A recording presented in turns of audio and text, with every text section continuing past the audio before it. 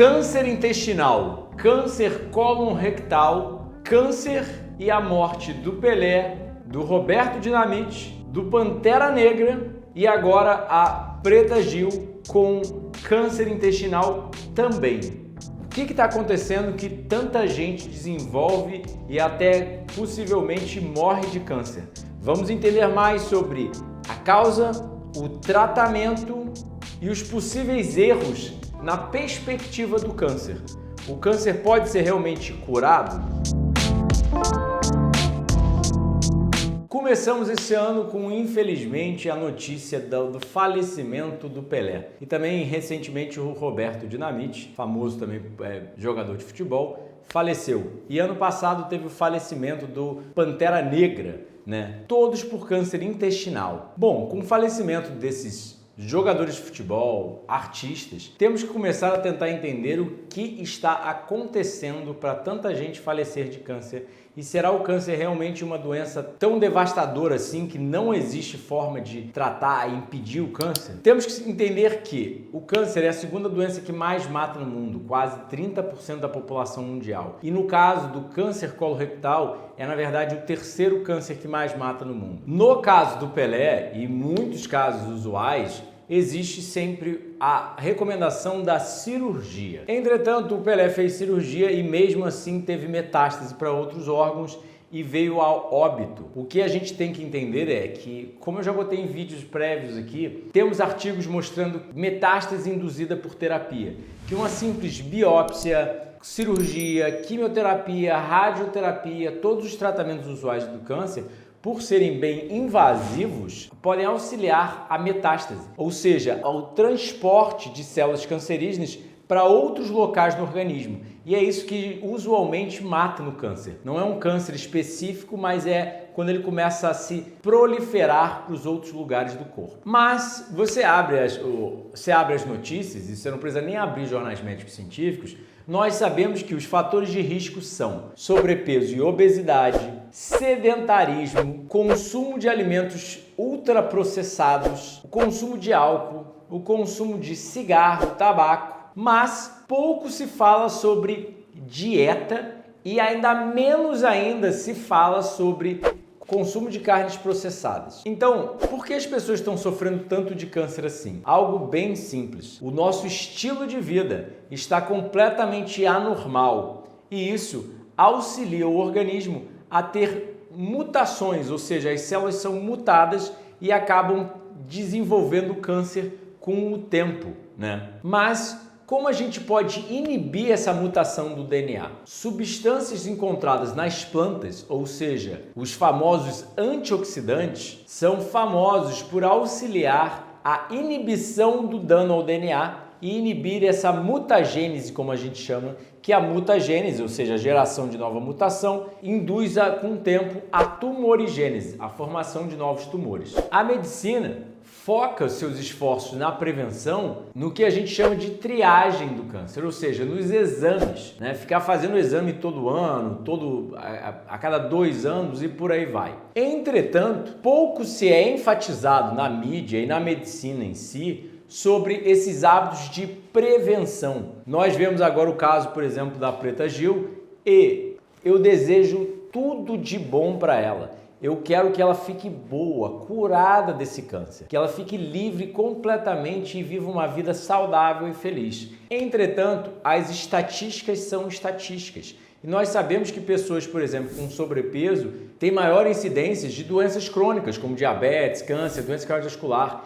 E, por mais que a medicina sugira que o diagnóstico precoce da doença auxilie a cura, a gente tem que entender o que seria a cura para a medicina. Essa pessoa está viva 5 anos depois do diagnóstico do câncer. Mas eu já vi até mesmo entes queridos meus tendo diagnóstico de câncer, estando vivos 5 anos depois, mas sofrendo de inúmeros outros problemas de saúde e vindo falecer de outro problema que não fosse o câncer. Porque, por exemplo, no caso de um câncer de mama, se a mulher tiver remover as mamas, a mastectomia, como que ela vai ter câncer de mama no mesmo local de novo? A probabilidade é muito baixa, mas infelizmente ainda tem probabilidade sim. Entretanto, remover o câncer daquele local não remove o problema patológico que o organismo se encontra. Ou seja, não muda a bioquímica, não muda tudo o que está acontecendo dentro do organismo. E, para piorar, você ainda tem alta incidência de doença cardiovascular, diabetes, entre várias outras doenças. E nós sabemos que um paciente oncológico tem maiores probabilidades de morrer de outra doença. Então, por mais que você extirpe o câncer do local, ele pode fazer metástase para outros locais. A pessoa pode sofrer do câncer em outro local, mesmo sem a metástase. Ela pode sofrer de outras doenças e vir sucumbir por essas outras doenças. Ou ela pode até mesmo, no caso, por exemplo, do câncer de mama, voltar a ter câncer naquele mesmo local, mesmo tendo removido o tumor. Então, o que nós sabemos nós deveríamos estar prevenindo ao invés de tratando tanto. Comenta aqui embaixo, você sabe como prevenir o câncer? Quais plantas são mais eficazes para prevenir? Clica no card aqui embaixo, clica na descrição que a gente vai botar 7 alimentos anti-câncer e comenta aqui embaixo se você consome eles. Quais você consome para prevenir o câncer? As pessoas realmente têm que se mantido com sobrepeso, obesidade, comendo alimentos ultraprocessados, carne em excesso, entre vários outros fatores que nós sabemos que são altamente correlacionados a esse tipo de patologia. Então, para que deixar desenvolver a doença para depois tentar tratar a doença de uma forma sintética e ainda assim ignorar os dados científicos que mostram que plantas, dietas baseadas em plantas, civilizações que vivem primariamente à base de plantas,